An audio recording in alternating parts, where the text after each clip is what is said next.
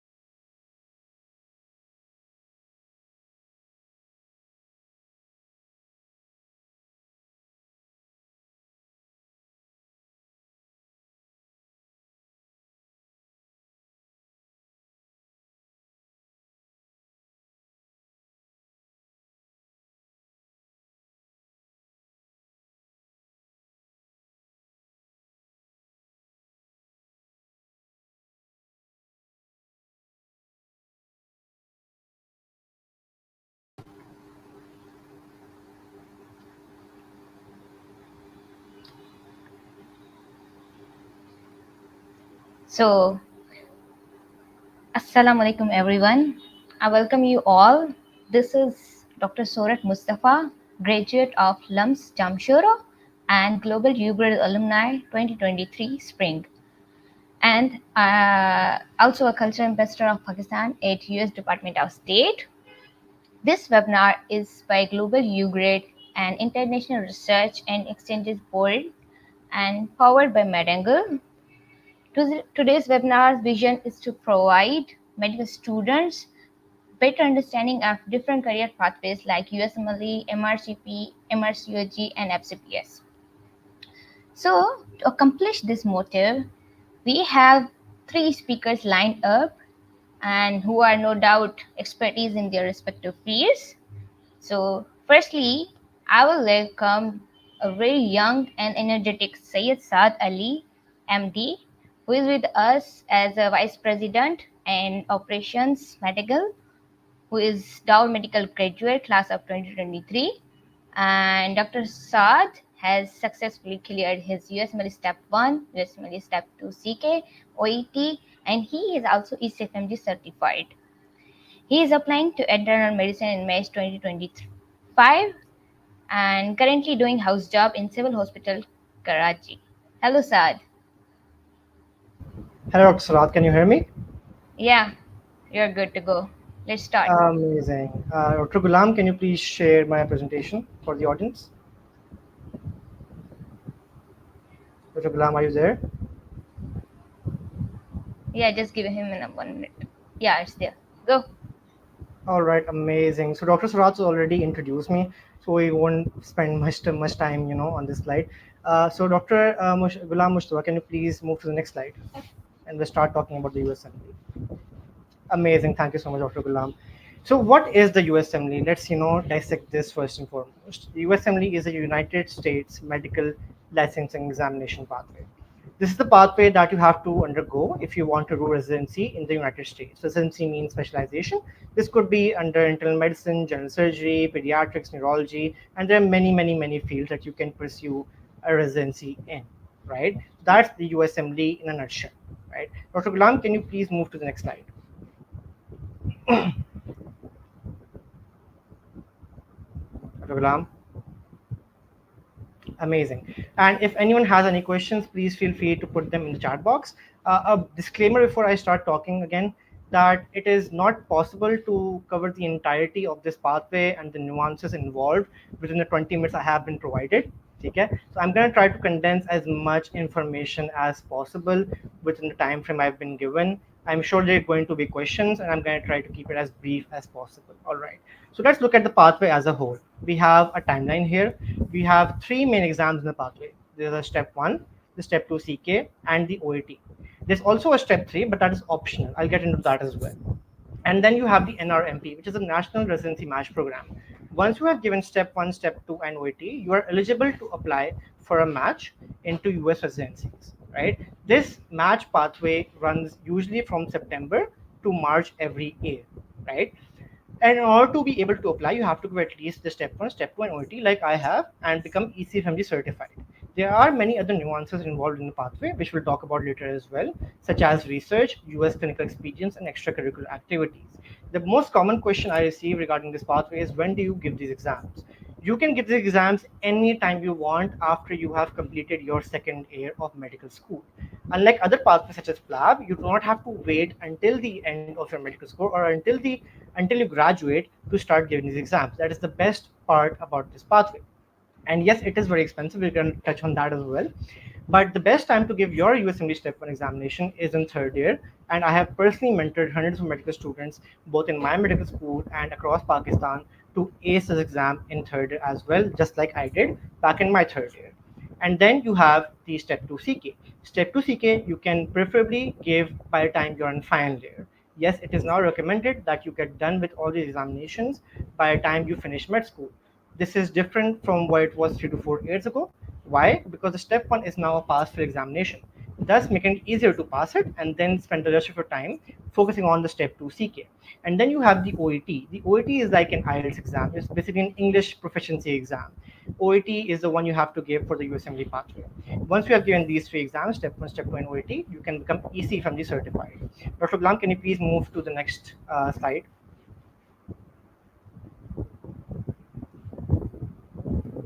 Amazing. So here is a breakdown of the expenses that you are going to concur as an IMG, an international medical graduate applying to the USMLE pathway or giving these examinations. A disclaimer here as well. This does not include all of the expenses. This does not include, for example, the money you will be spending on things like UWorld, Amboss, and other study resources. This does not include the money you might be spending on gaining US clinical experience. Therefore, it does not include the cost of your ticket, of your residence there, of your food, and of obviously if you are spending money on obtaining a US clinical experience in a university hospital, for example, right? But overall, if you want to take away one figure from this slide or generally about the expenses, you are looking at least 40 to 50, 60 lakhs in terms of expenses when you are going for this pathway, right? This can go higher, but it definitely very rarely goes lower than that, right? So please keep this figure in mind. It is a very expensive pathway, but the high risk comes with high reward as well.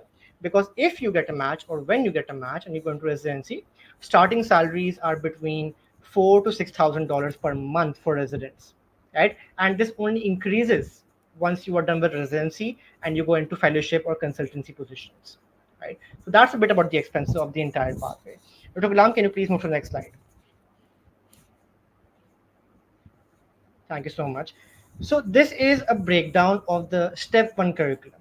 In general, what you need to remember is that the USMLE step 1 examination is based on basic sciences. What does that mean? That means pathology, physiology, pharmacology, anatomy, microbiology, immunology, as you can see here. So everything that you study in most medical schools in Pakistan in the first and second year of medical school: anatomy, physiology, biochemistry, pathology, and pharmacology. That's a major chunk of your step 1 examination, right? So let's move on to step 2 now. Dr. Glam, can you please move to the next slide?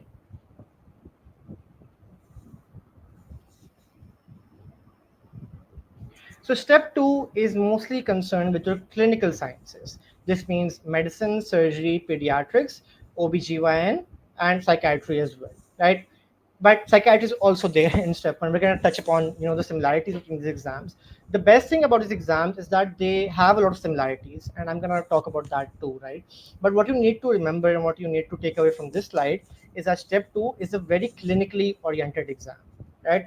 And step 1 is an 8-hour examination, whereas step 2 is a 9-hour examination. We're not going to be touching about step 3 within this webinar because that is beyond the scope of what we're talking about currently. But step 1 and step 2 are the ones that you need to care about or worry about if you're just starting off on this pathway or you're thinking about on this pathway, right? So there's that. Okay, so Dr. Gulam, can you please move to the next slide? So in terms of resources for the step 1, and some of these are also useful for the step 2, right? You basically can take a screenshot of the slide if you want to, right? This slide encompasses all the resources you will need. The number one thing I want to take away regarding resources is that you need to keep them minimal. 3 to 4 is the way to go. You should not be using all of these resources to study. The more resources you have, the more confused you will be, and the more time you will spend in studying for an exam that is pass fail. Remember, you need to pass the exam. It's only a pass fail exam, but it's not a scored exam. The step 2 CK is a scored exam, and the score for that holds a very heavy weightage, right? In terms of video resources, when it comes to the conventional ones, the most popular ones, we know Boards and Beyond, Sketchy, and Pathoma, of course, which is the OG. And in terms of the emerging resources, we have Physio, Pixorize, Picmonics, and recently Bootcamp as well, right? In terms of space repetition, we have Anki. And in terms of books, there is First Aid as usual. Additional resources you may look into in terms of notes, if you like to read, is the Melman Medical Notes. You have the Kaplan books, and you have the Med Bullets podcast as well. In terms of YouTube resources, we have Dirty Medicine, Randy Neal, Med School Moves, Rahul Damania. Again, this is not an exhaustive list of resources. There is an overabundance of resources when it comes to the USMLE step 1 examination. Therefore, you need to experiment and decide on 2 to 3. For example, the ones that I recommend the most highly are Boards and Beyond, Sketchy, and Pathoma in terms of video resources. And then in terms of question banks, you can choose either UWorld or Amboss or a combination of both. I personally prefer Amboss, but the general golden standard is UWorld, right? That's a bit about the resources. Let's move on to the next slide, Dr. Gulam.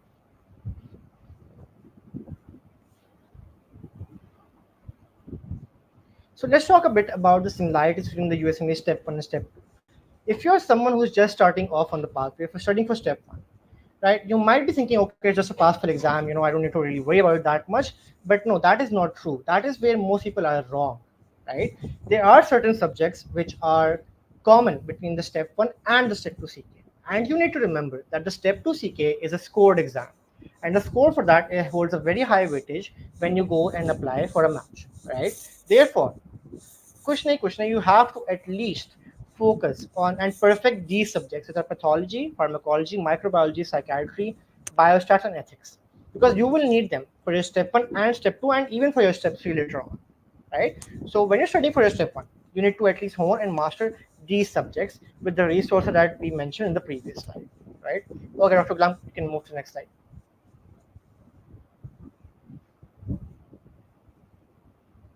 So let's talk about the CV for a bit, right? This exam is not just about your scores and the examinations. No, no, that's actually the most straightforward stuff. The exam कौन से दिन है, कहाँ से पढ़ना है, कैसे पढ़ना है. That's very straightforward. If you are coming on this pathway, your CV needs to speak USMLE. Your CV needs to speak the residency or the specialization you want to approach, right? You want to have researches, you want to have experiences and leadership positions within organizations that are catered towards that specialty. Your researchers need to be catered towards that specialty, right? You need to be very, very careful. From the moment you start studying for your step 1, you are now building your CV for the USMLE. Please keep this in mind. And everything else on this slide is very, very relevant. You have to start networking, talk to your seniors, go on LinkedIn, go on Twitter, start being active on Facebook as well, on the Facebook USMLE groups. Start talking to people who are on the same pathway as you, people who are already matched as well, people who have given one exam, who have given both exams. These are the people who will be with you throughout the way, right? Talk to your seniors, find mentors who will help you out, especially when you're applying for match. I cannot stress on this enough. Even research and all these extracurricular activities are a way of networking. Everything you do is a way of networking.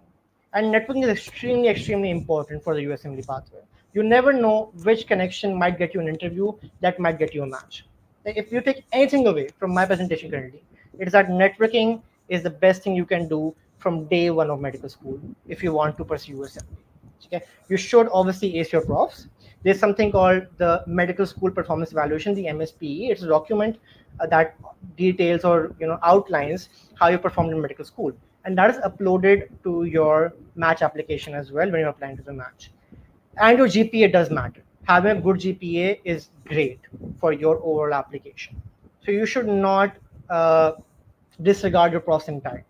So yeah, I see a lot of students nowadays, completely disregarding their profs, their third, their fourth examination because they're studying for the step.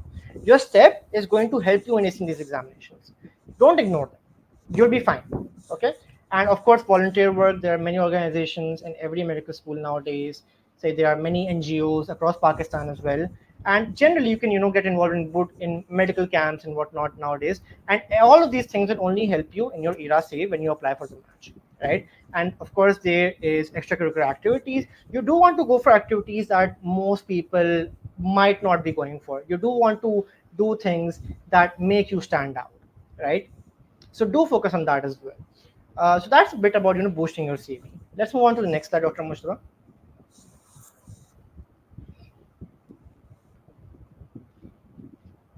And I'm very glad to announce today that Medangle has been revolutionizing medical education for Pakistan and beyond since 2017. And today, I'm unveiling to the public that we've already unveiled this once before as well, but for our audience today, we are launching Medangle USMLE in late 2024. This is currently undergoing testing within our core team and our community, and we're very, very excited to bring an affordable and accessible solution to USMLE studying for the entirety of the Pakistani and IMG community. I can't show too much about this right now, but you can follow our socials to keep up to date. Dr. Mustafa, please next slide.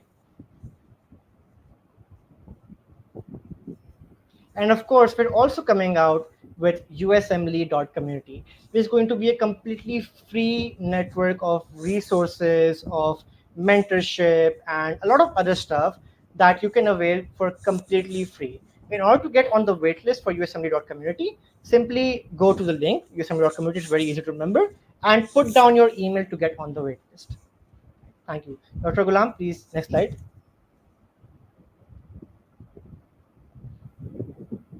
And I'm very excited to announce that we actually will be launching next week a very extensive USMLE Step 1 guide covering more than everything I've talked about today. Today, I've only touched upon the basics. I've only touched upon the highlights. But this guide is extensive. It covers all the way from registration to the resources that you need to use, how you need to use them in your pre-dedicated period of study, in your dedicated period of study, and even beyond that. And of course, we'll be coming out with the Step 2 guide later as well. Right, so the USMLE Step 1 guide, please keep a lookout for that. The Medanga community already has access to this guide. Okay, but it will be coming to the public next week as well. Dr. Gulam, next slide, please. And of course, if you are someone who wants to learn more about the match and specific about the USMLE pathway, we have an amazing series going on the Medanga YouTube right now called the It's a Match Specialty Series, whose first episode actually just premiered 1 hour ago on the Medanga YouTube. And we've already done an It's a Match series just a month ago. It aired during Ramzan, and you can catch 7 episodes of that on the Medanga YouTube. We have an amazing speaker lineup all the way from AKU, Dow, Shifa, Qaeda Azam Medical College, Rifa, PUMS, Yaudin, you name it, right? So that's already been done, and we currently have a specialty series going on, which is a focusing and diving into all the different specialties, which unfortunately I cannot touch upon today. But that series is going on, so do catch up on that. Next slide, please, Dr. Gulam. So I think we have 4 or 5 minutes for some questions. I think we'll take some questions from the audience within the YouTube comments. Okay, so Suleiman is asking that does surgery need at least 15 research according to a particular organization? No, there is no cap, you could say, or minimum required. It is good to have research though. You should look into the NRMP data on which specialty requires how many researchers. It is true that surgery is a research heavy field. If you are planning on pursuing surgery, you do want to have a decent number of publications. Anything between 10 to 20 is a good number. Similarly, if you are planning to go for internal medicine, having 4 to 5 is a good number, right? For example, I have 7. So I know that I'm already at a good place. I do not need to do more, but unless I want to do more, right? So every specialty has different requirements. Is it mandatory to watch Pathoma and BNB both videos same topic, as BNB video clear your concept with Pathoma books time? Nothing is mandatory. You should do what you feel like. You should do what works for you. If you don't feel like watching BNB, don't watch BNB. If you feel like it doesn't work for you, don't do it. If you feel like Pathoma doesn't work for you, don't do it. Find something else. Like I said, the list of resources for the step 1 examination is very, very long. There's a lot that you can experiment with, right? And like I mentioned, there are many other resources as well. Sketchy bhi hai, there's Pixorize, Picmonics, and Bootcamp nowadays. Physio bhi hai, right? So you can experiment and find what works for you. Nothing is mandatory in this pathway. Don't worry. Okay. Is it mandatory to have elective done in the US for match process? Nothing is mandatory. Again, it is great to have US clinical experience on your ERA CV when you apply to the match. It will increase your chances of matching considerably. It will increase your chances of matching considerably. Therefore, you have to consider doing US clinical elective because you are going to be spending approximately $4,000 to $7,000 on just applying to the match. When you're spending this much amount of money, you have to do everything in your power to increase your chances of getting a match. And US clinical experience has very high weightage when it comes to applying to the match. You have to consider it like this: if there are 2 applicants with the same step scores, then the program directors, after an interview, and let's assume they interviewed both of them, right? They will have to look into other factors, such as the US clinical experience. One applicant might have 2 months, one might have 5 months. A program director would go for the one with 5 months. So as the higher the amount of clinical experience you have in the US, the better it is for you. How can we manage our third year and USME step 1 prep? So managing your step one prep along with the medical school, especially in third year, is definitely not easy, right? I'm not gonna sugarcoat this. It is hard, but it is very, very possible. And I have personally mentored hundreds of medical students to do just the same, and I have done the same myself as well.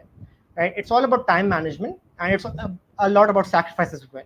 You have to sacrifice certain things in life to get what you want. I will not sugarcoat this. Right? It is hard. Can somebody give step two before step one, like after passing med school? I am not sure about this, but I did hear about someone recently giving step two before they gave step one. I am not particularly confirmed about this. However, I will look into this and I will reply to this comment later on the YouTube channel itself. Okay. Which one is better, FCPS or IRCP? I cannot comment on that. My expertise today is just for the USMLE. Is it become hard to get match in USMLE? You can look at the data inside for yourself. We have seen that almost every year, since in the last 10 years, matching as a non-US IMG, meaning a non-US international medical graduate, has only gotten easier in terms of the match rate, right? However, what that data does not comment on is how many people are applying to match, right? So this is something that objectively no one can comment on. It's all speculation at this point. What you need to know, it is very possible to get a match, and the match rate is more than 60% for non-US IMGs, which is a very good rate. If you are currently in med school, you need to remember one thing. I always tell this to everyone: you have already beaten those odds. You are in med school. You went up against 250,000 people in Pakistan to get into med school. The odds you faced were less than 1% already, and you're still here. So why are you worried? Okay. One lesson which you learned that motivates us in our USMA journey. That's a hard one. I think the most important lesson is to know why you're doing this. What is your motivation and what is your conviction to be on this pathway? If you don't have that conviction, if you don't know that reason, it's going to be very hard to keep going because this is a marathon. It is not a sprint. This is a 4 or 5 year long marathon. I started back in my third year. I remember the day I started studying for my step one. It was January 8th, 2020. It's 2024 right now, and I'm still on this pathway. And I'll be planning to match this year. I haven't matched yet, right? So I still have one more year to go. That's 5 years of the journey that I'll be having. Just keep this in mind. Okay, would these resources work for AMC prep as well? I cannot comment on the AMC prep as I do not know about that path. I'm sorry. Total expense of overall USMD. The total expense, like I mentioned on the expenses slide, can range anywhere between 40 to 60 lakhs, depending on how many US clinical experiences you do, depending on how many programs you apply to match, and there are many, many factors. So it does range, but the minimum you're looking at is 40 lakhs ish. Okay, Dr. Saurabh, please let me know once my session is done. Otherwise, I'll just keep going. Is it worth it to give USME after studying in private college as it is expensive? That is a question that only you can answer, frankly speaking. The one thing I tell people is that this pathway is an investment, right? Even if you're spending 40 to 60 lakhs, you will make that back within the first year of matching, if you match, right? If you don't match, then you have to reapply. But even then, you will make it back in the first 1.5 year of your residency.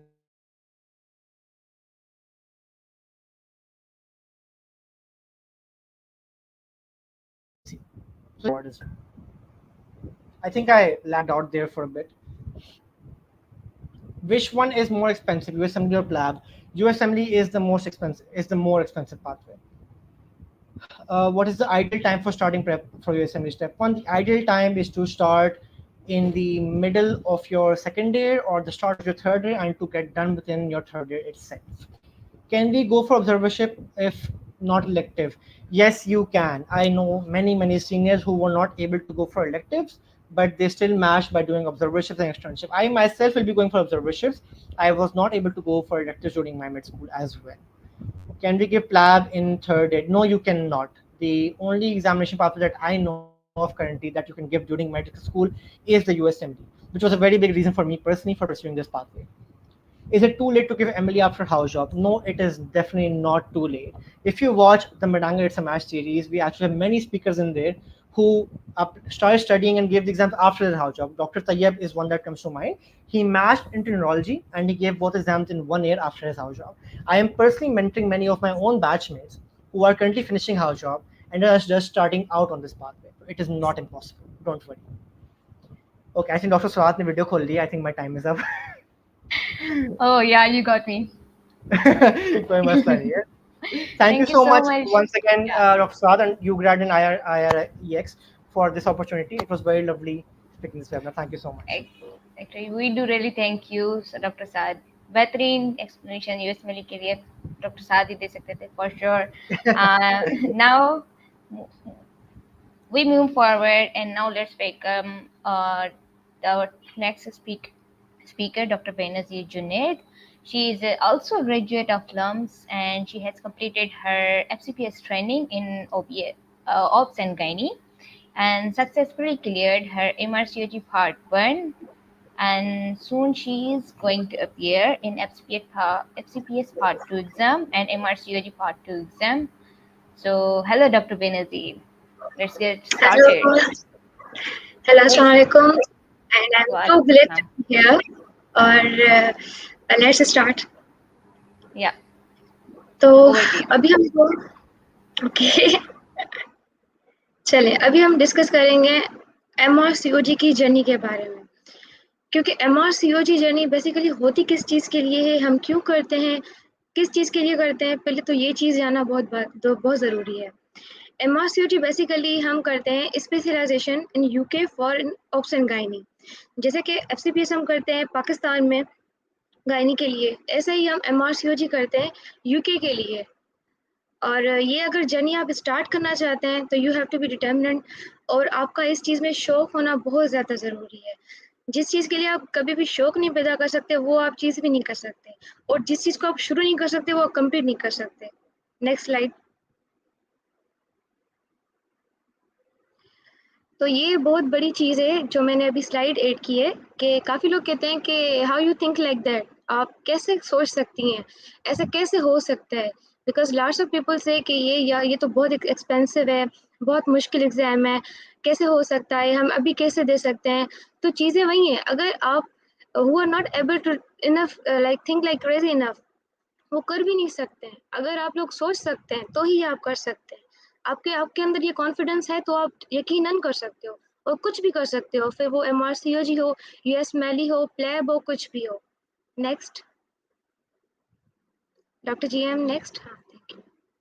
Okay, तो यहाँ पर अब ये आता है कि countries कौन सी हैं जिसमें ये हम अगर MRCOG करते हैं तो पाकिस्तान या यूके के अलावा कहाँ कहाँ ये एक्सेप्टेबल है, हम कहाँ जाकर इसको हम रिकॉग्नाइज कर सकते हैं कि वी आर लाइक डन है specialisation MRCOG in obs and gynae.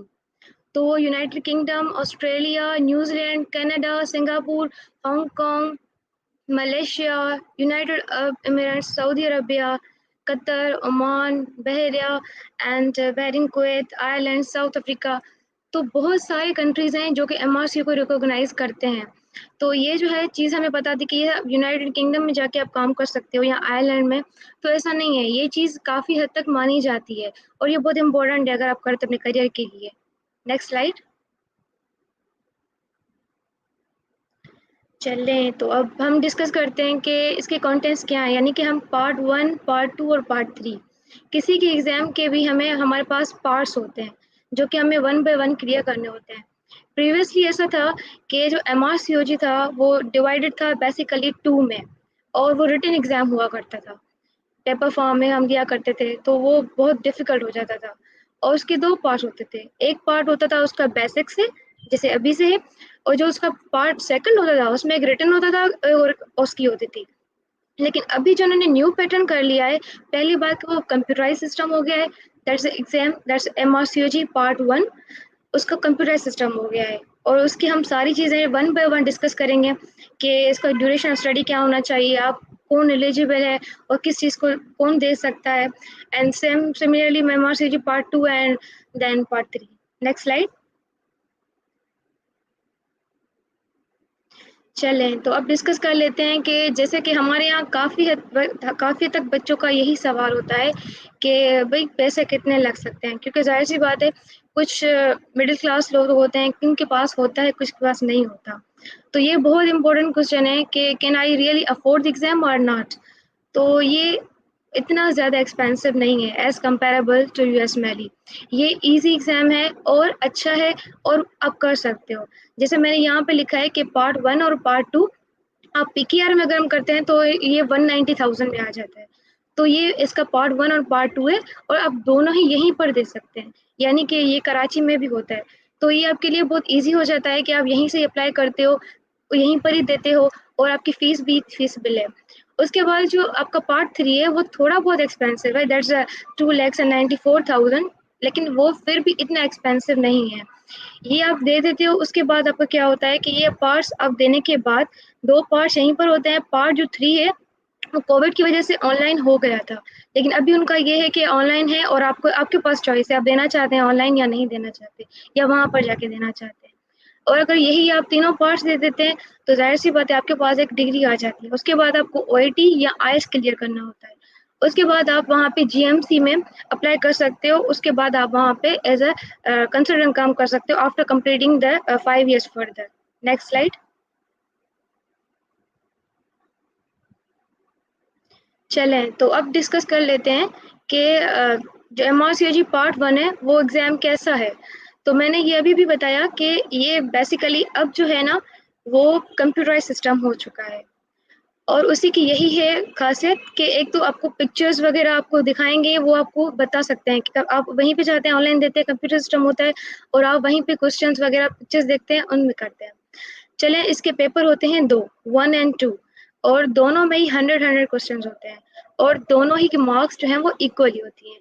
थोड़े से सब्जेक्ट्स की उनकी जो वेरिएशन होती है वो डिस्ट्रीब्यूशन का थोड़ा डिफरेंट आता है, वो मैं आपको नेक्स्ट स्लाइड में बताती हूँ। नेक्स्ट। चलें अभी डिस्कस कर लेते हैं कि एग्ज़ाम का फॉर्मेट क्या है। As previously it was like on paper form, तो उसका अलग मेथड था। अब जो न्यू मेथड आ गया है वो उन्होंने अपलोड किया है तो वो डिफरेंट है।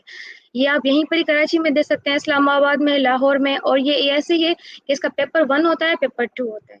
पेपर 1 में यही है कि आपको 150 मिनट्स होते हैं और 100 क्वेश्चंस होते हैं। ये पेपर 1 की बात हो रही है। अब इसका ये होता है कि टाइम बहुत ज़्यादा आपका बच जाता है if you have good concepts, और अगर आपका यही है कि आप कर सकते हो, या जिसका अच्छा पढ़ा हुआ होगा, तो उसके लिए 150 minutes are more than enough for the 100 questions. आप बिल्कुल आराम से कर लेते हो अगर आपके कॉन्सेप्ट्स अच्छे हैं। उसके बाद 1 घंटे का आपका ब्रेक होता है, फिर आपका पेपर 2 स्टार्ट होता है। वो भी बहुत अच्छा होता है, लेकिन थोड़ा-सा क्लिनिकल टच होता है, तो लेकिन अगेन मैं कहूँगी वो बहुत अच्छा होता है, लेकिन ईज़ी होता है, डूएबल होता है। 150 मिनट्स होते हैं और सेम सेम जो 100 questions and same timings. Thank you. Next slide. चलें तो अब डिस्कस कर लेते हैं कि पेपर 1 और 2 की क्या डिस्ट्रीब्यूशन है। पेपर 1 जो था मैंने दिया था वो मुझे एज़ कम्पेयर थोड़ा लिटिल बिट डिफ़िकल्ट लगा, बिकॉज़ मैंने जो एमआरसीओजी का एग्ज़ाम दिया वो थोड़ा-सा मैंने ट्रेनिंग के बीच में दिया था। I was like R3 in FCPS training, तो मेरे लिए बेसिक्स थोड़े से कच्चे थे, कमज़ोर थे। मेरा जो क्लिनिकल साइड था वो स्ट्रॉन्ग था। जो बेसिक पेपर 1 है होता है उसमें एंडोक्राइनोलॉजी या फिजियोलॉजी आती है, आपके बेसिक्स बहुत ज़्यादा आते हैं, एनाटॉमी आती है, तो इट्स ईज़ी फॉर यंगर्स और थोड़ा बहुत डिफ़िकल्ट होता है अगर आप R3 या R4 हैं। बाकी जो आपका पेपर 2 होता है, उसमें क्लिनिकल टच बहुत ज़्यादा होता है। जैसे कि बहुत जो आपके डोमेन्स होते हैं क्लिनिकली, लाइक आपकी गायनी आ गई, आपकी ऑब्स आ गई, तो उनका टच होता है। आपकी गायनी के पेपर से क्वेश्चन आ रहे होते हैं और बायोफिज़िकल टच होता है, लाइक बायोफिज़िशियन के जो स्टैटिक्स होते हैं, वो थोड़े से टफ आते हैं। तो आपको वो सारा कुछ आना चाहिए, ऑड्स रेशो निकालना, मीन निकालना, और उनकी जो कैलकुलेशंस होती हैं, वो सारे आपसे लेते हैं। उनकी जो ट्रायल्स वो कंडक्ट करते हैं, उनकी भी सारी आपको आनी चाहिए। तो पेपर 1 और 2 में थोड़ा लिटिल बिट डिफरेंट है आप सब्जेक्ट्स, लेकिन ईज़ी होता है। पेपर 2 थोड़ा-थोड़ा होता है क्योंकि में से बायो स्टेट होते हैं, तो वो आपको कवर कर सकते हो, तो it's then easy. Next slide. Okay, तो अभी ड्यूरेशन एंड स्टडी मटेरियल, ये काफ़ी लोग सवाल करते हैं कि ये एग्ज़ाम इतना टफ है कि कितना हम टाइम दें या क्या पढ़ें, क्या होना चाहिए? तो बेसिकली अगर ये डिपेंड करता है आपकी बेसिक नॉलेज पर, कि अगर आपने एमबीबीएस में अच्छा बहुत पढ़ा हुआ है, या काफ़ी लोग ऐसा करते हैं कि हाउस जॉब के फ़ौरन बाद या हाउस जॉब में एफसीपीएस की तैयारी करते हैं, डिप्लोमास की तैयारी करते हैं या यूएस मिली की तैयारी करते हैं, तो उनके बेसिक्स वैसे ही इतने अच्छे हो जाते हैं, रिवाइज़ हो जाते हैं कि उनको फर्दर डिटेल में जाने की ज़रूरत नहीं पड़ती। तो उनके लिए 3 मंथ्स आर सफिशिएंट। अगर आप लोग 3 मंथ्स भी पढ़ते हो इन बुक्स को तो आपका ऑलरेडी बहुत कुछ क्लियर हुआ होता है। इन बुक्स में और उन बुक्स में इतना फ़र्क होता है कि इन बुक्स में है जो आपका गायनी का टच है ना, first suppose a little more about physiology about gynae, a little more about pathology about gynae, तो उन बुक्स में उन चीज़ों का ज़्यादा टच होता है। तो जैसे मैंने यहाँ पे एसेंशियल टेक्स्ट बुक है, एसेंशियल बहुत बड़ी किताब है। इट्स अबाउट, अगर आप पढ़ने पे आओ तो 6 या 12 महीने आपको लग सकते हैं। जिनके बेसिक्स अच्छे नहीं होते हम उनको यही कहते हैं कि आप टेक्स्ट बुक पढ़ो, क्योंकि without that you can't do it. और अगर जिनके बेसिक्स अच्छे हैं और ऑलरेडी उन्होंने स्टडी की हुई है तो उनके लिए 3 मंथ सफिशिएंट है। और उनके लिए फिर ऑक्सफोर्ड रिवीजन बुक होती है, वो बहुत अच्छी किताब है। इससे आप गो थ्रू करेंगे आपको बहुत आसान हो जाएगा। अच्छा, बेसिक यू बुक्स काफ़ी लोग पूछते हैं कि इनमें कौन-सा अच्छा है, कोई नहीं है, हम सब नहीं कर सकते। तो ऑन माय प्रेफ़रेंस पास एमआरसीओजी वो बहुत अच्छी किताबें हैं। इनकी पास एमआरसी सब्सक्रिप्शन भी होती है। अब ये आप पे डिपेंड करता है कि like you are going for subscription और you are going to buying the books, तो वो आप पे डिपेंड करता है। और पास एमआरसीओजी हो गया, एंड्रयू हो गया, कैथरीन, ये बेसिक यू बुक्स हैं। अच्छा, और बात करूँगी रिकॉल्स के बारे में, तो रिकॉल्स होते हैं रिपीट, बिल्कुल होते हैं। कभी 30% हो जाते हैं, कभी 40%, कभी 70%, तो रिकॉल्स बहुत रिपीट होते हैं। अब वो कहाँ से आएँगे? तो वो आपको आएगी टेलीग्राम ग्रुप से। आप प्ले स्टोर से टेलीग्राम ऐप डाउनलोड करेंगे, वहाँ पे लॉगिन करेंगे और वहाँ पे मुख्तलिफ ग्रुप्स होते हैं। जैसे अगर आप उसकी गाइडेंस लेना चाहते हैं एमआरसीओजी की, पार्ट 1 और पार्ट 2 और पार्ट 3, वो आप पे डिपेंड करता है। फिर आप उन ग्रुप्स को जॉइन करेंगे। काफ़ी बुक्स ऐसे होते हैं, ग्रुप्स ऐसे होते हैं जिनमें मटेरियल होता है, काफ़ी रिकार्ड्स का ग्रुप होता है, तो आप वहाँ से सारे डाउनलोड करके रिवाइज़ कर सकते हैं, तो ये आपके लिए बहुत ईज़ी हो जाता है। और ये बिल्कुल ईज़िली अचीवेबल है और डूएबल है। Next slide. जी हाँ, ये जो बिल्कुल ही ब्लू कलर में है, तो वो है एसेंशियल बुक, जो मैंने बताई कि एसेंशियल बुक है, टेक्स्ट बुक है। वो बहुत ही मोटी किताब है और अगर आप कर सकते हो देन गुड, अगर नहीं कर सकते हो तो कोई बात नहीं है। आपके पास अगर बेसिक्स अच्छे हैं then you can go for revision notes, जो कि उसके साइड में है पार्ट 1 के लिए। So it's also good book. Next.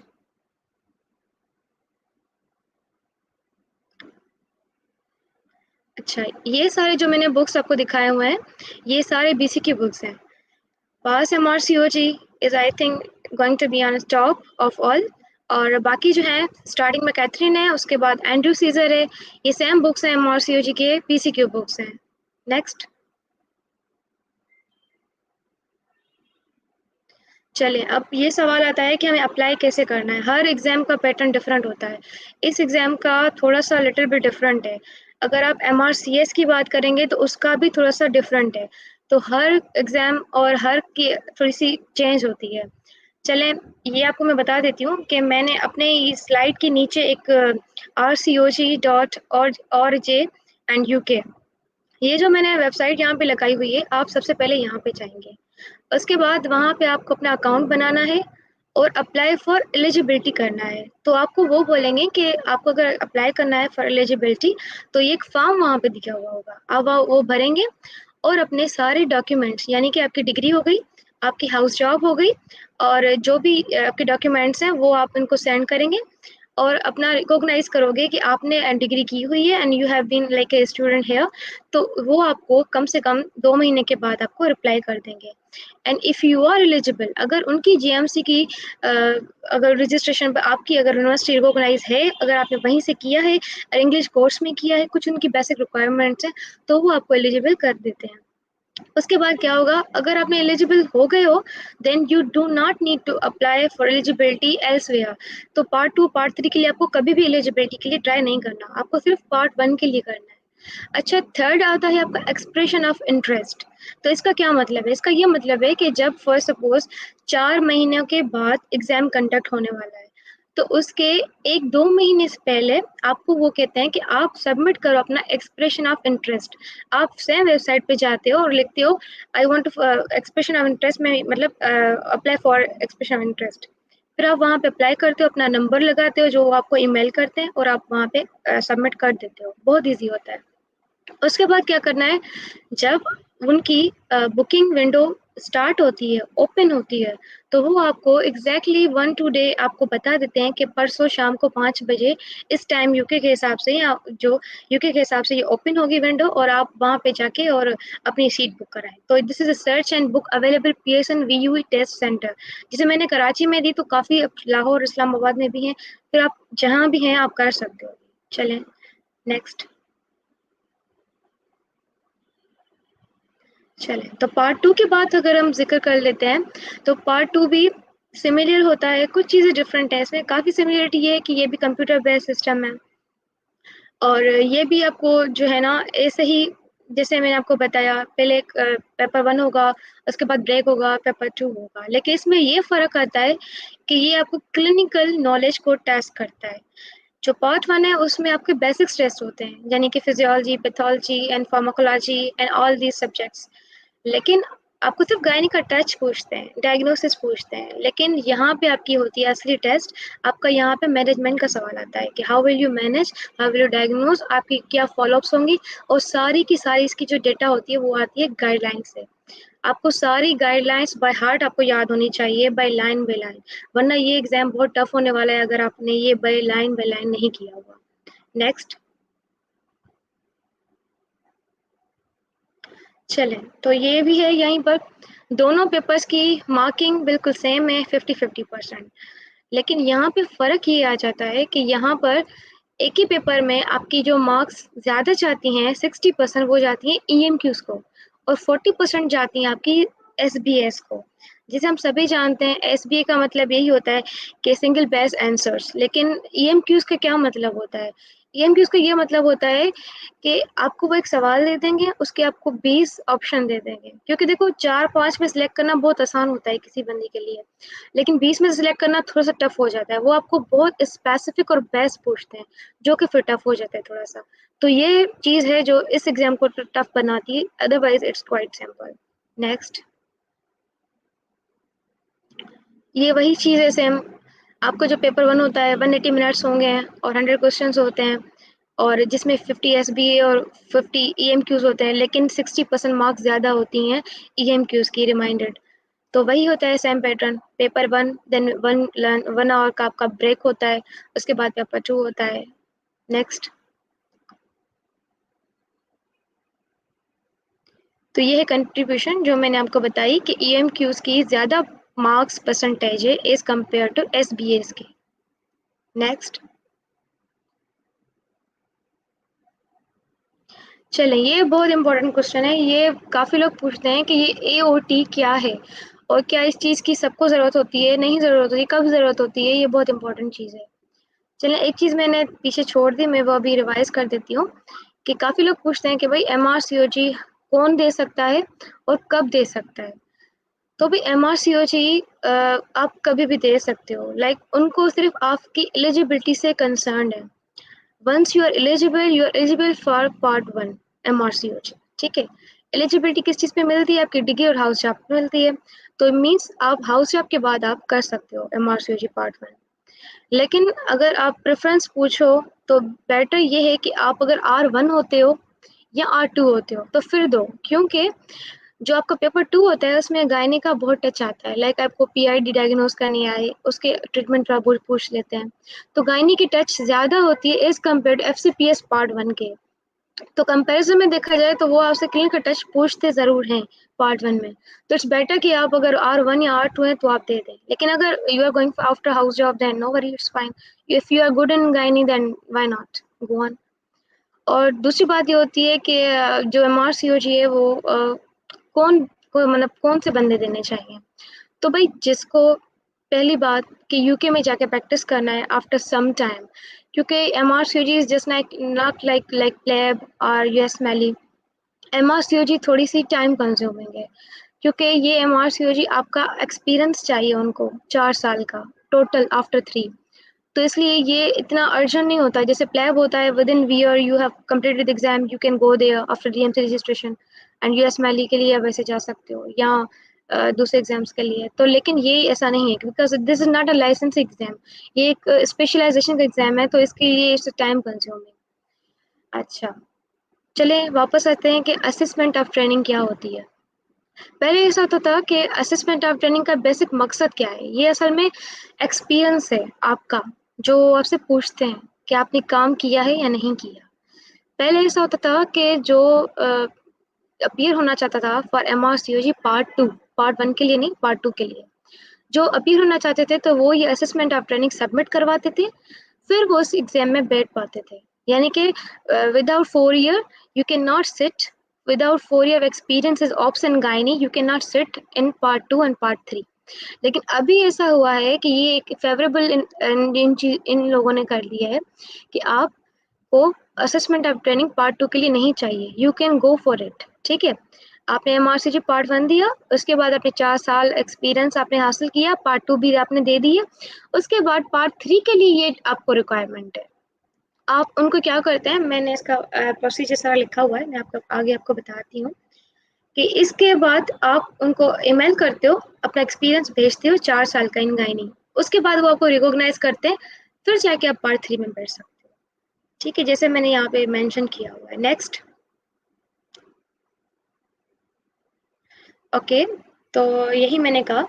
चलिए अब पार्ट 3 थोड़ा सा डिस्कस कर लेते हैं कि अब पार्ट 3 के बाद क्या होता है। सो बेसिकली पार्ट 3 आप एग्जाम में क्या करते हैं, यही है कि part is clinical assessment of knowledge and skills and attitude. और इसमें 2 तरीके से 14 स्टेशन होती हैं लाइक ओस की, और उसमें यही होता है कि कुछ पेशेंट्स बैठा देते हैं, कुछ में वो आपको स्ट्रक्चरल खुद ही आपको क्वेश्चन करते हैं। तो ये इनका टाइप होता है और यही एग्जाम ऐसे पार्ट 3 में कंडक्ट किया जाता है। नेक्स्ट, तो यही चीज़ें मैंने अभी आपको बताई कि 14 स्टेशन होती हैं इन पार्ट 3, और उनमें से 5 डोमेन्स होते हैं, पेशेंट सेफ्टी, कम्युनिकेशन। और इस चीज़ में इजाफा ये होता है कि वो आपका देखते हैं इंटरेक्शन, कम्युनिकेशन, पेशेंट के साथ आपका वो कैसे आप असेस करते हो, you are gentle, kind, you are harsh. तो ये चीज़ें बहुत इंपॉर्टेंट होती है पार्ट 3 में। नेक्स्ट, चलें, ये बहुत इंपॉर्टेंट है, काफ़ी लोग पूछते हैं कि MTI route of CPSP, MTI route of CPC। तो CPSP वही नहीं करती, MTI रूट सिर्फ हमारा जो MRCOG है आप उसके थ्रू भी जा सकते हो। If you are not, if you are not like going for CPSP तो कोई बात नहीं है, अगर आपका 4 साल का एक्सपीरियंस है और आप MTI में अप्लाई कर सकते हो। वो ऐसे होता है कि आप उनको एलिजिबिलिटी क्राइटेरिया ये होता है कि आपका MRCOG पार्ट 1 एग्जाम क्लियर हो और आप उनको अप्लाई कर सकते हो। नेक्स्ट,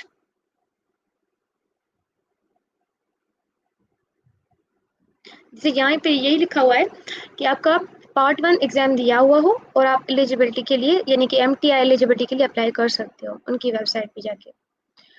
उसके बाद अगर आपका पार्ट 1 10 साल के बीच में ही है तो you can apply for it. अगर 10 साल ऊपर हो गए तो आपका इसमें 10 साल के बीच में आपका MRCG पार्ट 2 दिया हुआ हो, अलबत्ता भले फेल हो गए हो लेकिन दिया हुआ हो आपका, और ऐसे ही आप अप्लाई कर सकते हो फिर। नेक्स्ट,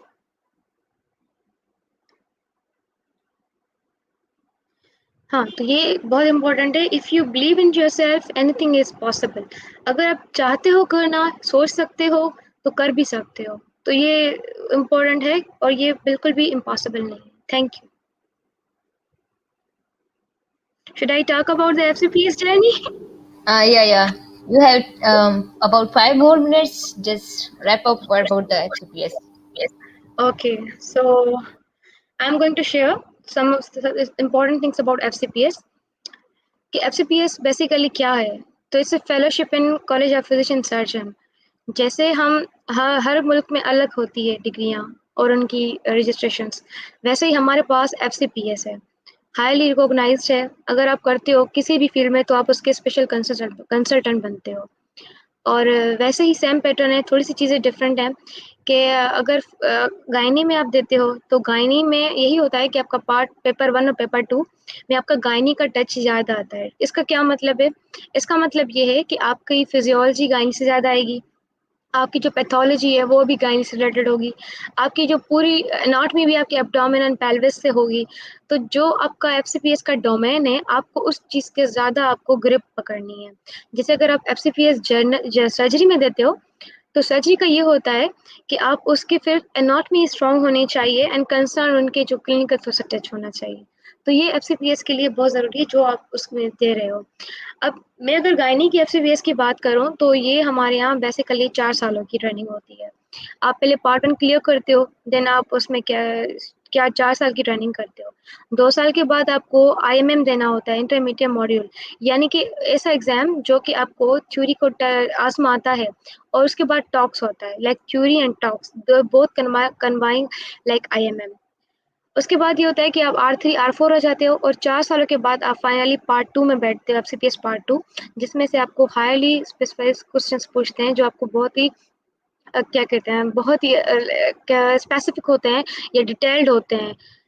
अभी तो उन्होंने एक्सटेंडेड टॉक्स कर दिया है। ऐसे ही पार्ट 2 की थ्योरी का एग्जाम होता है, पार्ट 2 का उसकी भी होता है। तो आपको दोनों चीज़ों में एक्सपर्टाइज होना पड़ता है, उसके बाद ही आप उसको क्लियर कर सकते हो। And after all this you are like specialist and consultant of obs and gynae or any other speciality. अगर आप सर्जरी में करते हो तो आपका डिपेंड करता है, if you are going to be general surgeon then you can go for 4 years of general surgery, and if you are going for special any specialty surgery then you can go for 2 years of general surgery and 3 years further in sub specialty। अगर आप plastic surgery में जाने हो तो 3 years उसके होंगे आपके, और अगर आप किसी और चीज़ में जाना चाहते हो तो वो उसके 3 years आपके एक्स्ट्रा होंगे और 2 साल आपकी जनरल सर्जरी होगी। और मेडिसिन में ये वे सेम ही है, अगर आप जनरल फिजिशियन हो तो आपकी कंटिन्यू आपकी प्रैक्टिस रहेगी, और अगर नहीं तो फिर आपकी 2 years डिवाइड हो जाएंगे और 3 years आपके डिवाइड हो जाएंगे। और 2 साल के बाद हमारा यह होता है कि अगर आप गायनी में हो या जनरल सर्जरी में जनरल फिजिशियन में हो, 2 साल के बाद आपको ये होता है कि आपको साइनोसिस अप्रूव होना ज़रूरी है। साइनोसिस यानी कि आप कोई रिसर्च स्टडी करते हो, आपकी वो अप्रूव हो, और उसके बाद जो है आप फाइनली डिसर्टेशन करते हो। डिसर्टेशन का क्या मतलब है, यानी कि आपने जो डेटा कलेक्ट की है, फॉर सपोज मैं कह रही हूँ कि यहाँ पे ठंड ज़्यादा है, यहाँ पे गर्माइश ज़्यादा है, तो उसके बाद वो अप्रूव करेंगे कि हाँ भाई ये बात में कोई सच्चाई है, तो उसको कहते हैं अप्रूवल। उसके बाद मुझे ये प्रूव करना पड़ेगा कि दोनों के टेम्परेचर्स अपने खुद में कंपेयर करने पड़ेगी, स्टडी कंडक्ट करनी पड़ेगी, उसके सैंपल्स चाहिए होंगे, तो उसको हम कहते हैं कि वर्किंग रिसर्च हमें बनानी होती है, तो उसको बोलते हैं डिसर्टेशन। तो synopsis and dissertation both are mandatory to appear for the FCPS part 2 exam, वरना आप नहीं बैठ सकते हो। तो ये चीज़ें बहुत इंपॉर्टेंट होती है, and be sure select your supervisor very wisely because otherwise you're going to suffer a lot। तो ये चीज़ बहुत इंपॉर्टेंट है। और काफ़ी लोग बोलते हैं इंडक्शन नहीं मिल रही और नहीं मिल रहा है, ऐसा ऐसा कुछ भी नहीं है।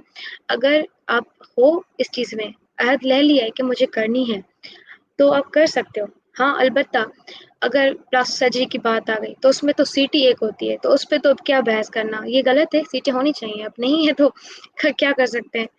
तो ये चीज़ें हैं बाकी। Thank you so much doctor sororate. I think finally No, no. Yeah.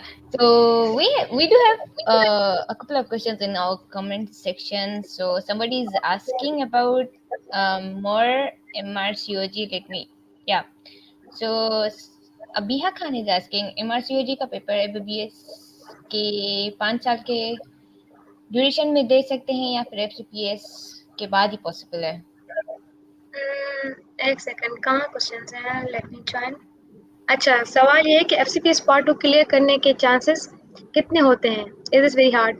नहीं, FCPS पार्ट 2 ईजी होता है, कर सकते हो आप, इतना हार्ड नहीं होता। लेकिन वही चीज़ है कि तैयारी इतनी लेवल की होनी चाहिए कि आपको चीज़ें आसान लगे, वही बात है।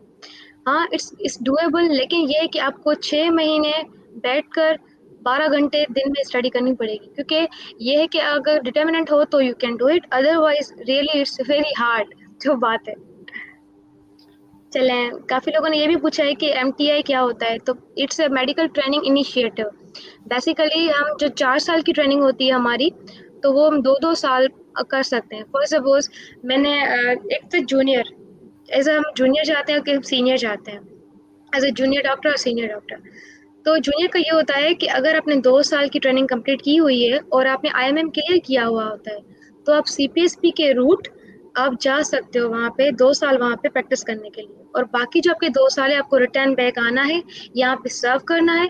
तो एज ए जूनियर डॉक्टर ऐसा होता है, और बाकी होता है एज अ सीनियर डॉक्टर, तो वो आपको 4 साल की ट्रेनिंग होनी चाहिए, आपका FCPS पार्ट 2 क्लियर होना चाहिए, देन आप एज अ सीनियर डॉक्टर जाके वहाँ पे 2 साल का MTI प्रोग्राम कंटिन्यू कर सकते हैं। चलो, ये तो हो गया आपका FCPS रूट, CPSP वाला रूट, जो हम सबको काफ़ी क्वेश्चन भी लोग पूछते हैं। लेकिन मैंने उस चीज़ का इंट्रोड्यूस करवाया है जो काफ़ी लोगों को नहीं पता। If you are not F C P S and अगर आपको ऑलरेडी जो है ना इस चीज़ में नहीं पता कि भाई सी पी एस पी वाला लेगा नहीं लेगा, तो if you have M R C G part one then you can directly apply for that. Only you just need O A T and M R C G part one, that's it. तो ये बहुत easy हो जाता है आप लोगों के लिए। ठीक है। दूसरा, एम आर सी जी का paper M B B S के 5 ईयर्स के ड्यूरेशन में दे सकते हैं या एफ सी पी एस के बाद ही पॉसिबल है। इन चीज़ों के बीच में मैं आना चाहूँगी कि एमबीबीएस के 5 साल के ड्यूरेशन में आप नहीं दे सकते because you don't have degree and you don't have house of certificates. और दूसरी जो इसने बात की है कि लाइक या एफसीपीएस के बाद पॉसिबल है, तो देखिए आप एफसीपीएस के दौरान पार्ट वन पार्ट टू कर सकते हो, लेकिन आपका जो पार्ट थ्री है एमआरसीयूजी वो आपका एफसीपीएस के बाद हो सकता है। वो भी ज़रूरी नहीं आपका एग्जाम क्लियर हो, they are only concern with your experience of 4 years, nothing at all. अगर आपका एफसीपीएस पार्ट टू क्लियर नहीं है तो nothing to worry, you can go for MRCOG part three and go and settle there, don't worry at all. अच्छा, दूसरा सवाल है when should we start preparing for MRCOG. चलिए जी, जिसके जो बेसिक्स है ना वो तो आपको हाउस जॉब में कर लो आप। ठीक है, जैसे आपकी हाउस जॉब खत्म होती है and you are good in that then go for MRCOG part one, आप दे सकते हो। अगर आपकी क्या प्लान आप कर सकते हो फरगाइनी या 10 टीचर कर सकते हो और बेसिक्स के साथ आप कर लो तो इट्स इजी, आप कर सकते हो। लेकिन अगर आपकी नॉलेज इतनी अच्छी नहीं है then do not go for it 2 lakhs exam and get prepare for it, और भले आप R1 या R2 होके दे दो, कोई बात नहीं है। अच्छा, और सवाल है। I guess we are done with that. Okay, should I leave? No, of course you're not. So thank you so much, Dr. Benazir. बेहतरीन explanation दी आपने MRCOG के and FCPS के. And now we move forward and welcome our Dr. Ghulam Mustafa, who is also a graduate of LUMS and have been a top 10 holder in his page. He had successfully completed his FCPS in 2020 and have been consultant gastroenterologist in Pakistan. Now he's currently doing the MMed fellowship in Royal Oldham Hospital, UK. And recently he has also cleared the MRCP Part 1 and MRCP Part 2, and soon going to serve as consultant gastroenterologist in the United Kingdom. Additionally, he has achievements far beyond. He has been a winner of American Gastroenterology 2022 SCG Scopy Award. And in 2023, he has also presented his research publication in United European Gastroenterology Copenhagen, Denmark. He has multiple publications in national and international journals. So, Dr. Ghulam Mustafa, hello. Uh, you please turn on your mic. Turn on your mic. Hello, Mute. Yeah. now you can hear me. Yeah. You're good Yeah, to go, thank Mustafa. you, Yeah. thank you, Dr. Sora, for this wonderful introduction. Although, thank you again. Yeah, I hope everybody was enjoying it. It's a little bit of enjoyment, a little bit of boring, but I won't bore Yeah. you much by all the slides. That what I want in these type of the talks is that it should be interactive. It should be what listeners want to hear about. It's not about what I want to tell them. Yeah, so I would focus my attention towards what listeners want to hear. So I've got a few points in my mind which I will just briefly go through, and then I'll focus on what questions are there in order to answer to all the questions regarding the UK pathways. Preferably, I will be focusing more on MRCP and focusing more on under the trust sponsorship pathways, which I think most of the people are not aware of. So I'll just let everyone know how did I come in, what was my experience, and how did I pursue it here. So, as already told by Dr. Sorat, uh, I'm now just about to complete my fellowship in gastroenterology. So I did. I'll just let you know what I have done. Like I've done FCPS in gastroenterology, which is actually 5.5 year training in gastro, followed by I've done like I was independent gastroenterologist there in Pakistan, then applied for fellowship, got fellowship in UK. So that's what its MMed gastroenterology fellowship is now. Just completing it. So I'll just briefly touch those all the topics. What are the possible UK pathways? So that is a wonderful talk given by Dr. Saad and a wonderful talk given by Dr. Benazir regarding the pathways and regarding the membership exams. So I don't have to touch on the USMLE, I don't have to touch on MRCOG. So the next question would be, what are the possible pathways to come into UK? So possibly there are three pathways everybody knows. Number one, PLAB, UKMLE. Number two, uh, there would be the third pathway. There's membership exams. Doesn't matter which membership exam you give. Depends upon, like, if you're appearing for RCP physicians, that will be RCP gastroenterology. Sorry, RCP MRCP exam. If you are appearing for gynecology, that will be RCOG. If you are appearing for pediatrics, that will be MRCP-CH. So depends upon whichever membership exam you give. If you get your all membership examination sorted out, you can get your GMC. And then the third pathway is trust sponsorship pathway. The trust sponsorship pathway, which I don't know that most of them people would be aware of, that would be like, if trust wants to hire you, they can hire you, and then they can sponsor you for your GMC. Because in order to work in UK, you need to have GMC. And how to get the GMC registration?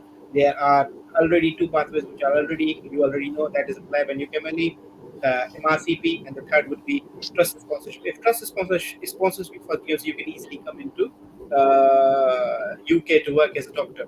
The trust sponsorship pathway could have two possible pathways. What it could be? One, it could be like the trust sponsor you for tier two skilled worker visa, and the other could be MTI medical training initiative. I have gone through one of the comment that will be, what is MTI. So I'll just let you know, medical training initiative is actually an initiative by the Royal Colleges of every specialty to hire doctors from abroad to come into UK to work here.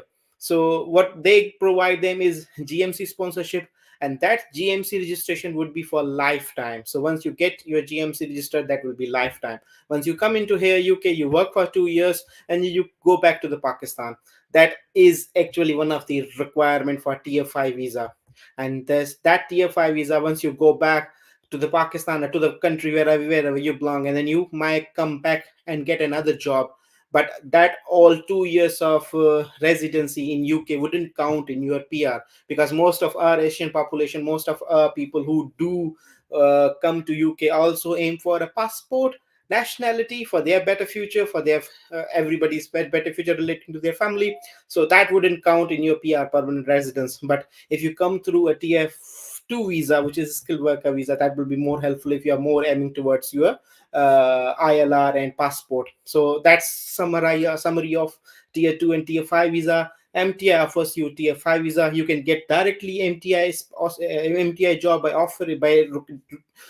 by just searching at the RCP websites. And also, those who comes as a junior clinical fellow and a senior clinical fellow in their relevant specialties in UK via CPSP are also offered MTI placements. And the job I was offered is that is MEd in Gastro. It's one of the 2 years fellowship, Master of Medicine in Gastroenterology. I also got a trust sponsorship for GMC, but that job is that I am doing is on a tier 2 visa, which will be counted in PR, permanent residence. And so my 2 years of living in UK will be counting towards my application towards my passport. And how do you get passport in UK? So after 5 years of living in UK, you get ILR, that is counted as indefinite leave to remain. And then after 12 months of your ILR, you can apply for your passport, and then you become the UK national, which is everybody, most of the people who does want a long-term settlement in UK have the aim of that. So coming back to that, so this is what just normally pathways are. So I'll just briefly touch how did I do my MRCP.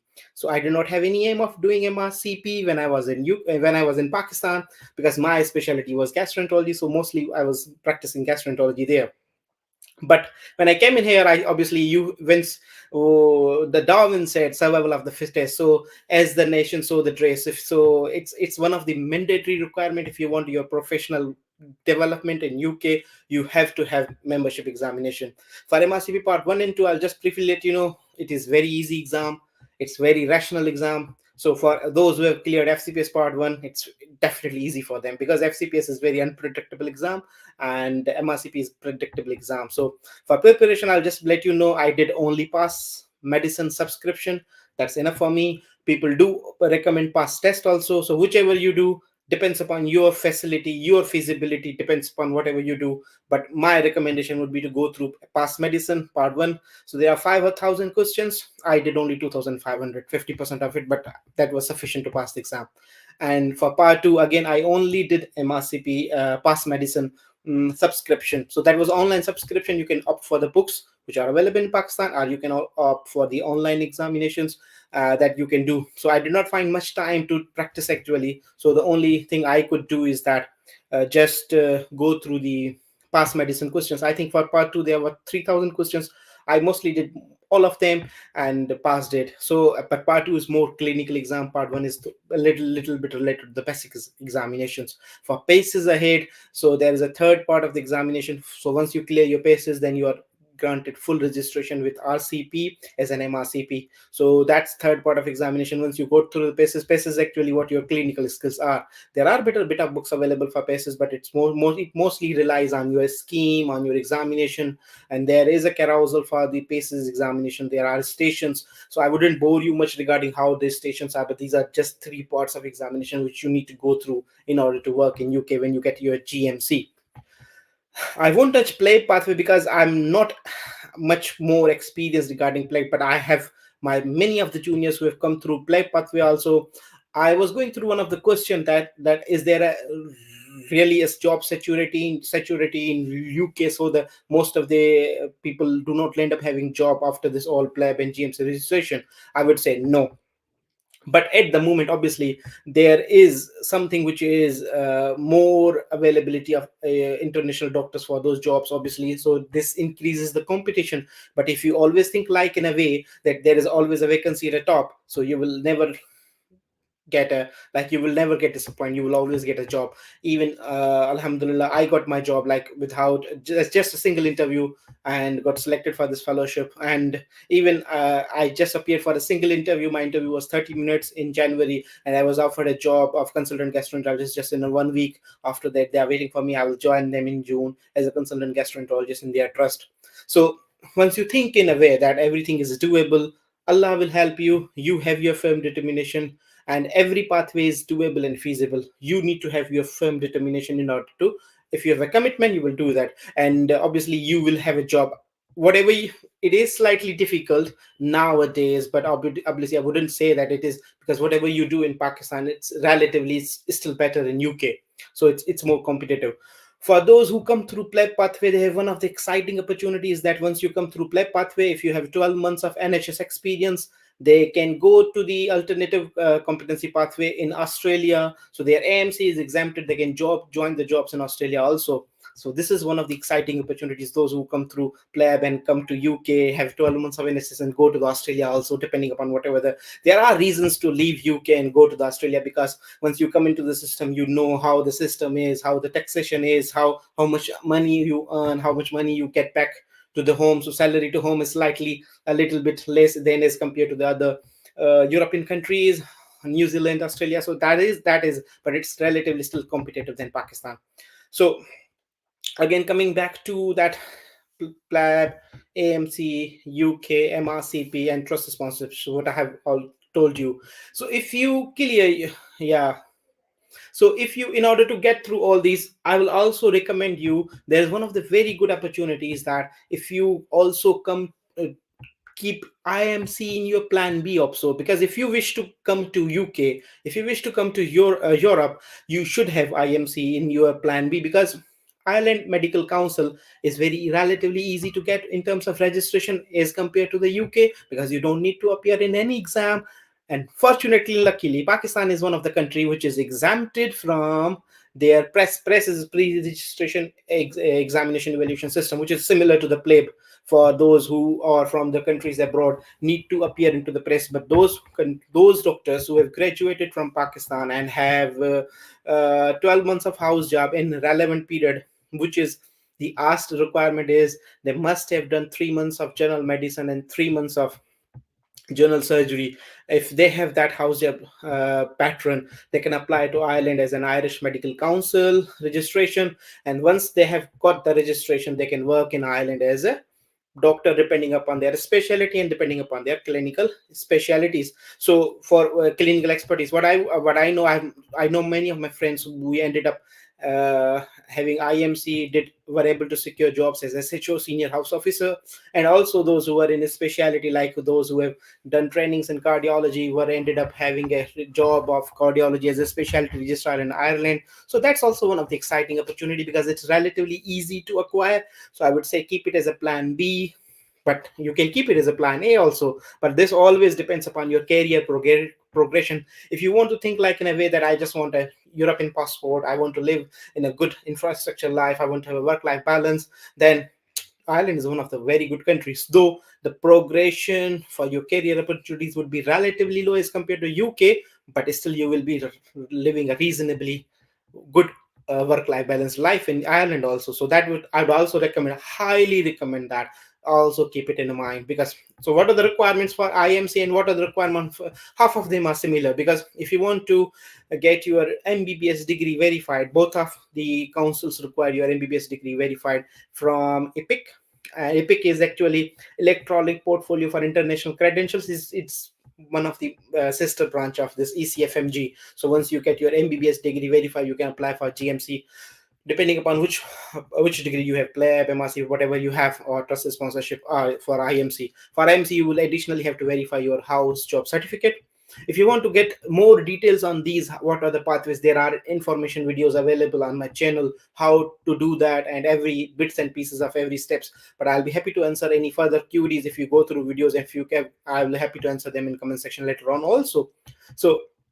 So that's what I've completed, like IMC. I'm also Irish Medical Council registered doctor also. So that was also my plan B, but I was selected for this UK Med, then I came here. So at the moment I can work in both Ireland and UK also, because I hold both registrations. Coming back to the finances, which is one of the very much question, that how the finances are in UK. So it's relatively a cheaper exam rather than USMLE. PLAB would be a cheaper exam rather than USMLE, but obviously MRCP is relatively affordable exam. You can give it, and now fortunately you can give part one, part two, and paces all three in Pakistan. And if you are able to secure your degree, you can come to UK based depending upon your uh, whenever you get it, and obviously you can start working here. So expenses would be, it's slightly £500 around for part one, part two, which will be equivalent to I think 1.5 lakh and 2 lakhs in PKR. And for OET, it's one of the requirement for IMC and GMC also in UK. So OET is also one of the important, what we say, step in the registration. So if you want to have OET guidance, I have also a video on OET in my YouTube channel. You can go through that. That will be simple and easy for that. The finances would be like the salary usually the house officers get here would be £43,000 per annum. So if we cut down all the salaries, that would be basic, excluding on calls. So the salary to home would be around, including all costs, will be £3,000, which is relatively a fair amount of money to live here with a good luxurious life after taxation. And if you are a registrar, then it would be around 3,500 or £4,000, which is still a good. And if you have a consultant, the salary home would be 6,000 to £7,000, which is still better. So you can all afford a good luxurious life here, rather than, obviously depends upon. And I think it always depends upon what are your priorities. Well, like why do you want to come here, and why do you want to attempt come to UK. So my basic aim was coming here, although I was having a good, as I was an independent gastroenterologist there. But the problem is that we do have a different work style there. So here is the work-life balance is very good. 8 hours job fixed, 40 hours per week, Friday, Saturday, Sunday off. So it's quite attractive and lucrative. So I think these are the things that I would mention and focus on regarding the life in UK, MRCP, FC. For FCPS part one and two, I'll just briefly touch. There are, everybody knows about that there are so many materials available in Pakistan, Asim Shoaib, recalls and everything. Part one, these are very good. For IMM, there are also very recalls available. You can easily avail those. And for part two, like part two is a very difficult exam. FCPS part two, I would say, is a very difficult exam, but it is still doable. I did it, like my clinic, I passed my clinicals in first go, but it is still doable. So I think that's all from my perspective. What is my experience? Obviously, if you want to have one of the good point, I would just re-emphasize that your CV should be appropriate. So if you have a good look, attractive CV, obviously, then you there are more chances of getting a job. In order to have a good CV, there are three domains: what are your academic skills, what is your academic qualification, what are your clinical skills, and the third is how much of the research have you done. In terms of research, you can have your audit, you can have your public paper, manuscript or paper, poster, or any of your case report. So these all will count. So these are the things you should work on. I can These are very vast topics. I can go into the details of every domain in a separate way, but that would be again boring, and that is not up to the demand of this today's session. So these are this possible attractive options, and these are the possible ways of doing everything. And how do we come to UK, and how do we apply for these all these possible options that I would focus on. I think I'll end my talk. I'll try to be more focused on one. Now, what are your questions? Let's have a look at your questions. Sorry मैं sorry apologies, मैंने आपका comment अभी देखा है। Bye. तो कोई मसला नहीं, इट्स ओके। आई आई मुझे आइडिया नहीं था कि हमारी पॉपुलेशन जो है, ज़्यादातर जो आज के लिसनर्स हैं वो कहाँ से बेस्ड हैं। If they are based in Pakistan, तो मैं फोकस करता उर्दू में तो ज़्यादा बेहतर था। लेकिन अभी भी मैं आपको कोई क्वेश्चंस हैं तो I am happy to answer in Urdu. या मुझे बता दें डॉक्टर।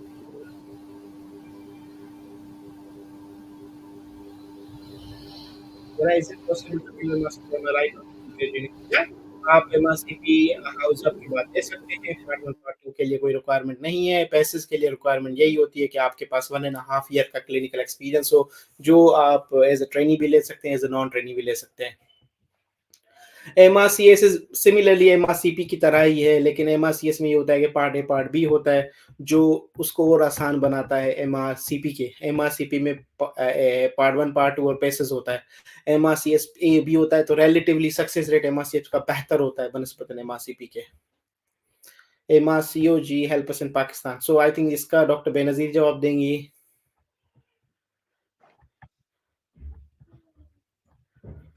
MRCOG पाकिस्तान में आपको इस तरह से हेल्प कर सकता है। This is not a basic degree in Pakistan, लेकिन ये आपकी जो वर्थ है वो बढ़ा देता है। If you are something like you are diploma किया हुआ है या FCPS किया हुआ है, तो ये MRCOG आपको दूसरों से प्रिविलेंट बनाता है। अगर कहीं भी आप अप्लाई कर रहे हो तो आपको प्रेफरेंस दी जाएगी एज कम्पेयर अदर्स, वरना MRCOG by on just a single आप नहीं काम कर सकते हो। इसकी इतनी ज़्यादा वर्थ नहीं है। हाँ, अगर आप ऑलरेडी किसी डिग्री में हो, लेकिन ये आपको बहुत बेनिफाई करता है अगर आप इस चीज़ के साथ हैं तो। Thank you. And then I think इसके बाद कोई ज्यादा क्वेश्चंस तो नहीं है, लेकिन मेरे ख्याल से कॉमन क्वेश्चन होता है कि कौन सा पाथवे लेना चाहिए। तो इसका सबसे बेहतरीन जवाब यही होता है कि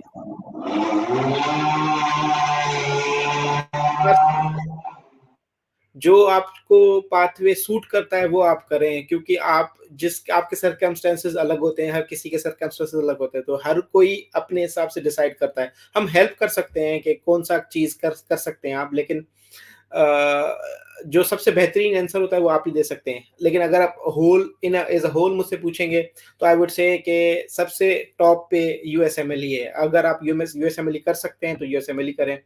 अगर आप वो नहीं कर सकते हैं, क्योंकि उसमें डेडिकेशन, पैसे और एनर्जी ज़्यादा रिक्वायर्ड होती है, टाइम थोड़ा, it's little bit of risky also, 3-4 साल चाहिए, रिस्क भी है।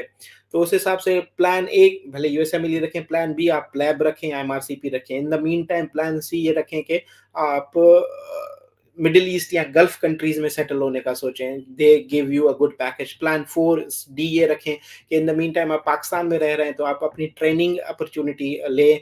और FCPS डिग्री की कोई इतनी वैल्यू इंटरनेशनली नहीं होती, क्योंकि they are not recognised as a postgraduate diploma, लेकिन आपकी जो क्लिनिकल स्किल्स हैं वो बिल्कुल इंपॉर्टेंट हैं, दे आर रिकॉग्नाइज्ड। अगर आपको कोई चीज़ आती है, सॉरी एंजियोग्राफी आती है, कोरोनरी एंजियो, तो वो स्किल बहुत इंपॉर्टेंट है। जैसे मुझे endoscopy, upper GI, lower GI therapeutics पहले से आती थी, मैं इंडिपेंडेंट करता था। तो यूके में बहुत हेल्प मुझे बहुत हेल्प मिली, और मुझे ये सारी चीज़ें साइन ऑफ करा के और एक स्पीड वे पाथ में मैं मतलब जल्दी जो है वो चीज़ें अचीव कर पाया बनस्पतन अगर मुझे ये ना आती हो। तो clinical skills are very important जो आप पाकिस्तान में सीखते हैं। तो इन द मीन टाइम जितना भी वक्त आप पाकिस्तान में है तो आप अपना ई लॉग बुक बनाएं, अपनी जो भी कॉम्पिटेंसीज हैं वो साइन ऑफ कराएं, और ये बहुत इंपॉर्टेंट है क्योंकि यूके में जब भी आप आएंगे तो ई लॉग बुक बहुत इंपॉर्टेंट है। कॉम्पिटेंसी साइन ऑफ कराएं और ये जो है अपनी स्किल्स बिल्डअप करें। थैंक यू दाहिरी and thank you Fatma for your wonderful compliments. I think there are no much questions left. Yeah, I guess we are done with that. Doctor asking के MRCP के लिए requirements क्या है? MRCP के लिए part 1 तो आप ग्रेजुएट हाउस जॉब के बाद दे सकते हैं, कोई रिक्वायरमेंट्स नहीं है। पार्ट 2 भी आप दे सकते हैं, लेकिन जो बेसिस है उसके लिए रिक्वायरमेंट ये है कि आपके पास 18 मंथ्स ऑफ क्लिनिकल एक्सपीरियंस होना चाहिए। तो वो होगा तो क्लिनिकल एक्सपीरियंस आप अपनी एफसीपीएस की ट्रेनिंग भी शो कर सकते हैं। कोई नॉन ट्रेनिंग जॉब अगर आप किसी हॉस्पिटल में किए वो भी शो कर सकते हैं। तो उसके लिए आप जो है डायरेक्टली स्ट्रेट अवे एमआरसीपी दे सकते हैं और पैसेज भी दे सकते हैं उसके बाद। एफसीपीएस के लिए तो आपके पास सारी गाइडलाइंस मौजूद हैं पाकिस्तान में, और उसके लिए एमआरसीपी की कोई रिलेशन नहीं है एफसीपीएस के साथ। So it's a very good question. Is it worth doing ESEGH? Yeah. So अगर तो आपने thank you Dr. Kumar for asking this. It's a very good question. So I think अगर तो आपने ESGH करना है जो यूरोपियन स्पेशलिटी एग्जामिनेशन होता है गैस्ट्रोएंटरोलॉजी पैथोलॉजी का, तो it's a very good exam to look good on your shoulders के भाई it's 2 star 3 star 4 star journal, so it looks good on your shoulders कि भाई आपने ये भी सीवी में किया हुआ है। लेकिन अगर आप इस तरीके से सोचेंगे कि ईएसजीएच करने से आपको यूके में जीएमसी मिल जाएगी या प्रैक्टिस करने का इजाजत मिल जाएगी, तो it doesn't work that way. तो वो उससे बस it look good in your CV, लेकिन उससे कोई आपकी एग्जाम्पशन नहीं होती है जीएमसी की। आपको फिर भी एमआरसीपी या कुछ पाथवेज के थ्रू यूके में आना है, लेकिन it is worth doing it. I would always recommend it whenever you get chance, do it. If we do MRCP not can we get a good job in UK? Nobody is going to guarantee you कि आपको job मिलेगी या नहीं मिलेगी, लेकिन always keep your priorities, always keep your options open. I've told you option A, B, C, D, straight away priorities क्या हैं, options क्या हैं, और हर एक ऑप्शन को आप इंडिविजुअली देखें कि क्या क्या स्टेप्स रिक्वायर्ड हैं, फिर उस हिसाब से अपने आप को अपनी सीवी को बिल्ड करें। तो अगर आप एमआरसीपी करते हैं ऑब्वियसली, अब एमआरसीपी के बाद यहाँ पे रजिस्ट्रार पोस्ट पे ही आएंगे, तो there is much more availability of jobs in registrar, और अक्यूट मेडिसिन में तो बहुत अवेलेबिलिटी है। तो relatively there are better chances of getting a registrar job. So I would always encourage to come in, और हमेशा रिस्क अल्लाह के हाथ में होता है, लेकिन आप अपने ऑप्शन सारे ओपन रखें। एमआरसीपी करने से रेजिडेंसी मिल जाती है यूके में। अगर आप यूके में ट्रेनिंग का पाथवे को थोड़ा चेंज होता है। अगर आपने एमआरसीपी की हुई है तो आपके पास सीसीटी होता है, मतलब आईएमटी 1 2 3 का एक्सपीरियंस इक्वलेंट हो जाएगा। आईएमटी 1 2 अभी कहते हैं, और विथ 3 इंटरनल मेडिसिन ट्रेनिंग 1 2 3 कहते हैं। उसके बाद फिर आप जो है स्पेशलिटी ट्रेनिंग कहलाते हैं। उसके लिए इंटरव्यूज होते हैं, तो there are interviews every 2 times a year. तो उसके बाद फिर आप ST4 इन नेफ्रोलॉजी, गैस्ट्रोएंटरोलॉजी, न्यूरोलॉजी, जो भी स्पेशलिटीज उसमें आप आ सकते हैं। तो एमआरसीपी करने के बाद बिल्कुल आपको रेजिडेंसी मिल सकती है बशर्ते, लेकिन जब आप एमआरसीपी कर लेंगे, यहाँ पे थोड़े 6 महीने काम कर लें, उसके साथ आपके पास एक सर्टिफिकेट होता है अल्टरनेटिव कॉम्पिटेंसी सर्टिफिकेट, वो आप अपने सुपरवाइजर साइन कराएंगे, उसके बाद आप ST4 एप्लीकेशन के लिए अप्लाई कर सकते हैं। Can we do MRCS along with FCPS training? Of course you can do it whenever you want to do it. Thanks, Inspire. Thank you so much, Giridhar. Is it heard that surgery UK में नहीं मिलती? Is it? I would agree with this कि surgery थोड़ी ज़्यादा competitive है बनस्पतन medicine में इन UK। तो इस हिसाब से इवन जो MRCS पूरे होल्डर भी हैं उनको ज़्यादातर सर्जरीज नहीं मिलती, लेकिन फिर भी इट इज़ रिलेटिवली अवेलेबल। ऐसा भी नहीं कि इम्पॉसिबल है। मैं आई नो माई फ्रेंड्स जिनको सर्जरी में भी प्लेसमेंट्स मिली हैं, तो it's not absolutely impossible, lekin it is relatively more competitive than medicine. Is NHS saturated? Not at all. There are so many job opportunities available. Only you need to cater your CV is per the job requirement. जो उनको चाहिए वो आपने दिखाना है और show करना है। That's more important. I think MRCG की तैयारी डॉक्टर बेनजीर ने डिटेल में बताई थी कहाँ से करनी है, फिर भी she will be able to better answer.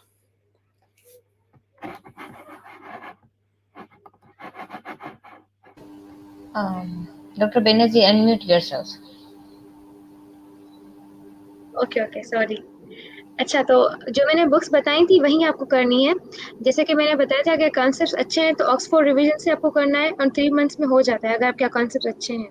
बाकी आपके जो बीसीक्यू बुक्स होते हैं, जैसे कि पारसिमॉस COG, cat three, Andrew Sizer, और उसके अलावा टेलीग्राम ग्रुप्स हैं, उन पे आपको रिकॉर्ड्स कलेक्ट करनी है और सारी करनी है, बिकॉज इट्स अबाउट 40 to 70% आपका रिपीट होता है paper. So these are important things, आपको ऐसे तैयारी करनी है। That's it. So, do we have more questions? I guess we are done with that. I think there's a last question doctor is asking sir preparation pass papers की करें. अच्छा preparation अगर आप MRCP का पूछ रहे हैं तो pass papers are more than enough. अगर आप pass test पर करते हैं तो वो भी ठीक है. मैंने personally pass medicine किया था तो pass medicine मैं recommend करूँगा. It's more than enough. तो आप pass medicine करें और उससे stick to रहें. एक से दो दफा revise हो जाए तो ठीक है. मैं कहता हूँ inshallah you will ace it. I think now we are done. Okay. So, first of all, thank you, Dr. Mustafa. You took so much, you took some time with from your busy routine, Thank you. at last, I would really thank all of the speakers. I guess Dr. Saad is gone, is not yet really now. So, I would also thank all the participants who are your young, enthusiastic, upcoming future of the Pakistan and other countries, of course. And I wish you all good luck for your career. So, Allah Hafiz. Allah Hafiz, everyone. Bye bye. Allah Hafiz. I hope it was very useful for you. Like, if anyone has more questions related to it, you can review my page. You can review my. There's a Facebook page also. There's a YouTube channel also. You can put your questions and queries on my YouTube channel videos, which are already available. जो guidelines and जो pathways हैं, I'll try to answer them, and I'll hope okay, this must have been useful for you, and I think we will try to arrange these sessions for everyone who wants to come over here and think over the pathways. Thank you, Dr. Sorat, for organizing this wonderful event, and obviously, thank you, Dr. Benazir, for putting your efforts towards this also. Thank you so much. Goodbye. Okay, bye. Goodbye. Yes. Allah Hafiz.